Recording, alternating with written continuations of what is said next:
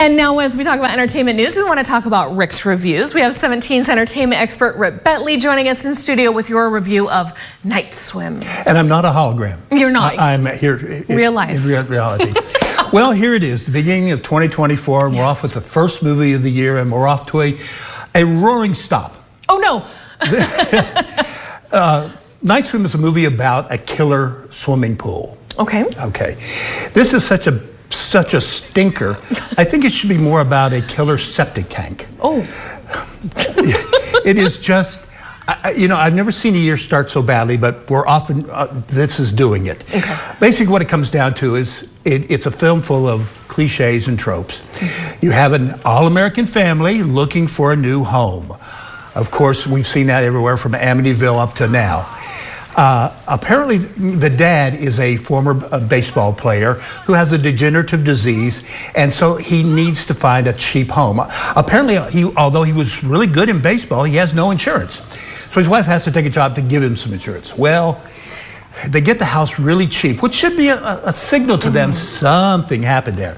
Well, what happened was back in 1992, a little girl was pulled into the pool by what I can only describe as that sort of glob of hair you see in your shower drain. Oh, okay. Yeah, that's the monster. Anyway, ever since then, the pool has been taking lives. So now we have this family who's faced with this situation of a home where they're all seeing these weird things, except for the dad. And the dad is actually getting better. So what we find out in a long, convoluted story is that the pool has properties to help some people, but you have to give up a life to do that. Oh, it's just so stupid. Okay. The problem I had with this is the director, Brian McGuire, did this as a short film back a few years ago, and he got over 300,000 hits on the internet. Now, a short film on the internet does not bode to be a full-length film.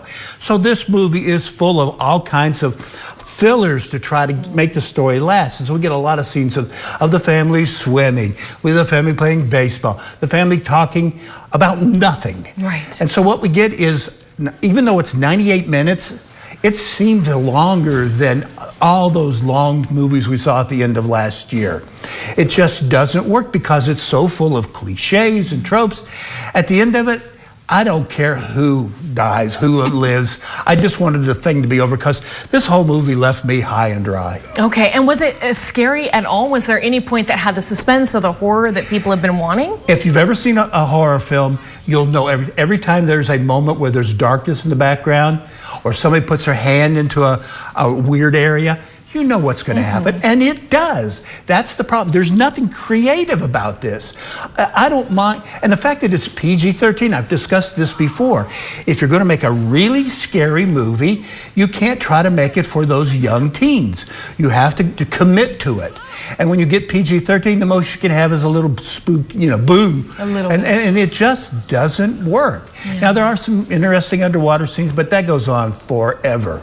And again, in a movie that's only 98 minutes, this just seemed like an eternity. Okay, so that's our review for Night Swim in theaters. We still have another minute, and I haven't been able to see you for a couple weeks because we were both on trading vacations. Yep. Has there been something in theaters that's still out now that you think is worth seeing? No, but I would tell you that the Killers of the Flower Moon, which is my best picture of the year, is now available on Amazon Prime. Okay. So people can now can catch it who didn't see it in the theaters. I still push that. I have great hopes that American Fiction is going to open this month here. That is an amazing film, incredibly written story about racism, done in kind of a backwards way that really works so much better than those sort of blatant attempts to tell you about racism. So I'm hoping that film comes soon. Small Things, I'm looking forward to that.